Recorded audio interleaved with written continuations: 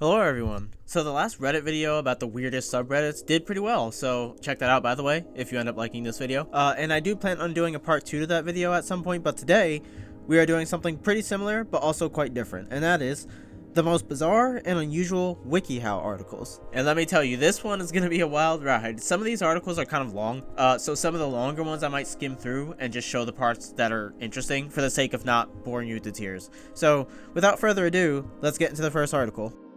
How to shower with a lemon. Washing with a lemon is a refreshing and effective way to bathe without using soap.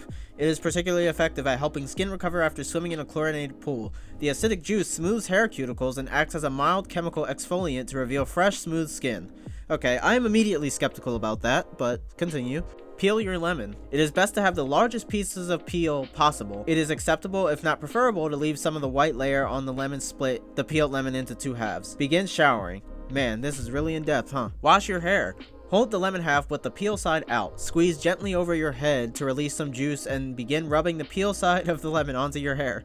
What in the world, bro? If you use the other side of the lemon, you will get lemon bits in your hair. Make sure to cover the entire length of your hair. Alright, I'm no hair expert, but do not put fucking lemon juice in your hair. I shouldn't have to tell anyone this or explain this to them, but I feel like there's no way acidic juices in your hair is beneficial in any way. I'd imagine this would damage your hair more than anything, but what do I know, I guess. Condition your hair. Hold a large piece of peel in both hands. Rub the inside white of the peel onto your hair. Use both hands to treat long hair. Rinse after you have thoroughly applied the peel to your hair. Wash your face and body. Using the same technique you use to wash your hair, wash your face with the peel side of the lemon half. After you wash your face, use the remainder of both lemon halves to wash your body. This is a terrible idea. Can you imagine getting that shit in your eyes? That sounds like a fate worse than death. Rinse thoroughly. Make sure any lemon bits are removed. Enjoy smooth feeling skin. So yeah, that's how you shower with a lemon. You're welcome for this invaluable information. So next article. How to accept that your computer is slow. Do you have DSL or dial-up internet, but just don't have the patience or time to let your computer run so slow? Sometimes you just have to face the facts and accept that your computer just isn't the fastest in the world. Okay, sounds promising. Be patient. If your computer is slow, becoming impatient won't make it any faster. Don't click anything too fast or try to refresh the page. This will confuse the computer and it will run even slower. The best thing to do is to just let the page or window load. Okay, so far that's all been pretty valid. Clear out unnecessary documents. The more documents you delete, the more space you'll have on your computer. Having more space on your computer can allow everything to run faster. Clear your recycle bin every once in a while to delete unnecessary files. Okay, so that is true. Having more space on your computer is helpful in keeping it running faster, but deleting documents wouldn't do fucking anything. Documents are like, some documents are like kilobytes. Actually, most documents are probably kilobytes in size.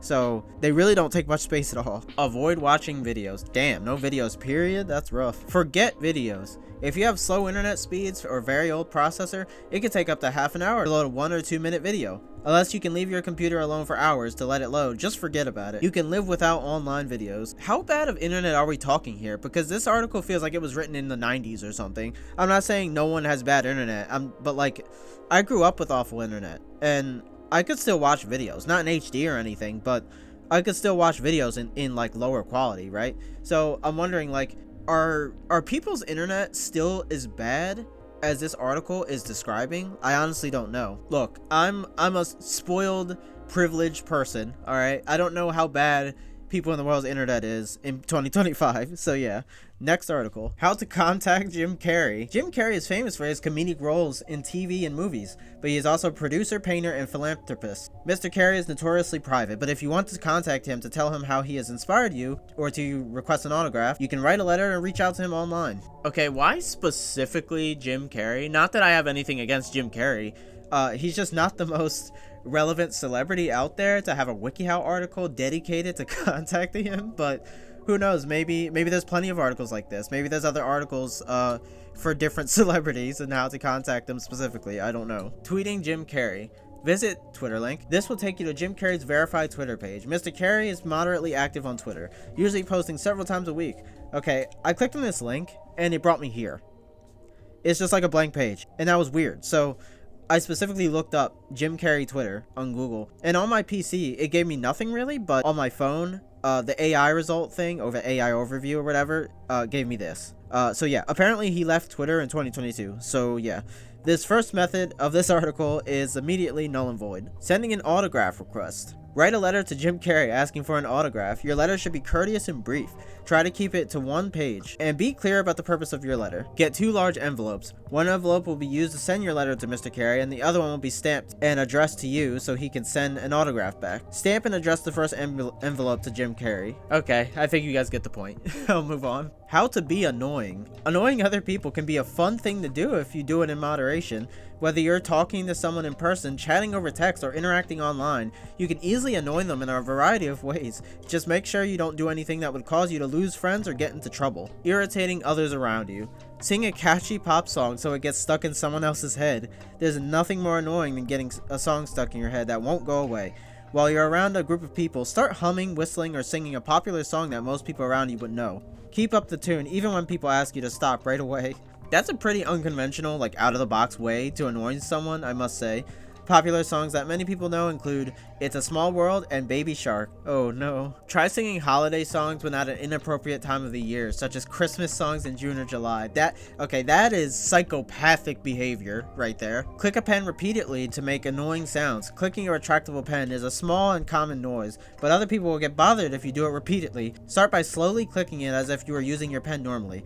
Then slowly increase the speed until it constantly makes a clicking noise. Say random numbers while someone is trying to count something. If someone around you is trying to count objects or trying to remember certain numbers, start loudly saying other numbers out of order to confuse them. Try to make them lose their place so they need to start over. Okay, that one isn't too bad. I mean, how often is someone counting something, right?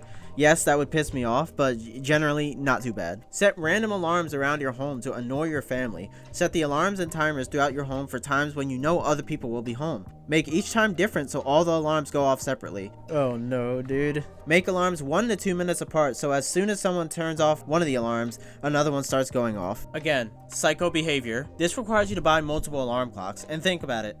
Who the fuck owns multiple alarm clocks? Typically, you'd only need one, right? Why would someone already own more than one?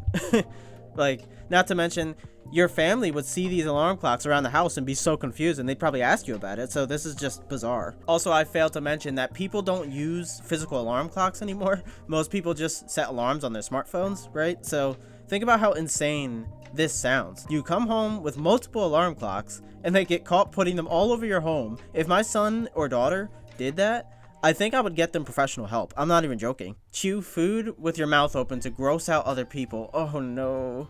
If you're out to eat or enjoying a meal, open your mouth while you're chewing. People around you will get annoyed and grossed out by the noise you're making, as well as being able to see your food while you eat it. This is despicable. I hate when people do this shit. I really do. Annoying people over text. Respond with one-word replies to stall the conversation. If someone sends you a long message, type okay, K, or cool as your response, even if it doesn't make sense. Responding with one word makes it seem like you're annoyed or bothered by them messaging you and can be really annoying. Yeah, you don't say. Okay, this one was just absurd, this article. This was the worst one yet. I don't think any of the other articles can top this one. How to be annoying. More like how to lose friends. Jesus Christ. Alright, moving on. How to yell like Tarzan. Performing the yell. Listen to the Tarzan yell. Search for Johnny Weissmuller's Tarzan yell online and find an official recording of it. Listen to it multiple times so that you can memorize the cadence and pitch of the yell. Alright, let's hear it.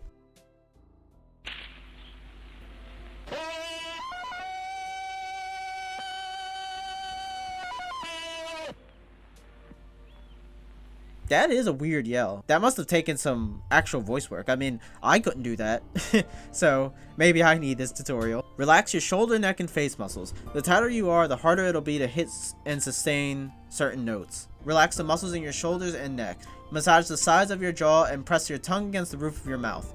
Then take a few deep breaths through your nose and out your mouth, and relax your muscles. Sing ah in your chest voice for 2 seconds. Your chest voice is the voice that you speak in normally. Open your mouth wide and let out a loud ah and sustain the note for 2 seconds. Alternate between your chest voice and falsetto. This is surprisingly in-depth. Like, there's 9 steps to this. And then there's a second method which has 4 steps. See, just when you think these Wikihow articles are a joke, you read them and you realize they're dead ass serious, which is just hilarious to me. Alright, well, I think you get the point of this one. I'm moving on. How to look like you are on drugs. Oh boy, here we go. Looking like you are high. Move slowly and laconically. You're not in a hurry, man. Keep the hustle to a minimum. Really only moving when it is most necessary. High guys and gals rarely feel compelled to do things that aren't strictly necessary, and neither should you. When you do move, take your time. Rub your eyes with your fingers, agitating them slightly to make them appear red. You can also rub some freshly cut onion or peppermint extract under your eyes to get the tears flowing, which causes red eye.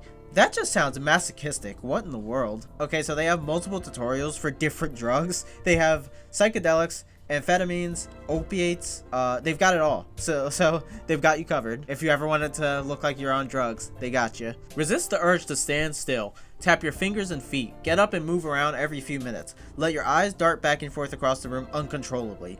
You want to feel like there is an enormous reserve of energy inside you that is bursting at the seams, powering you like the Energizer Bunny? That is a strange description.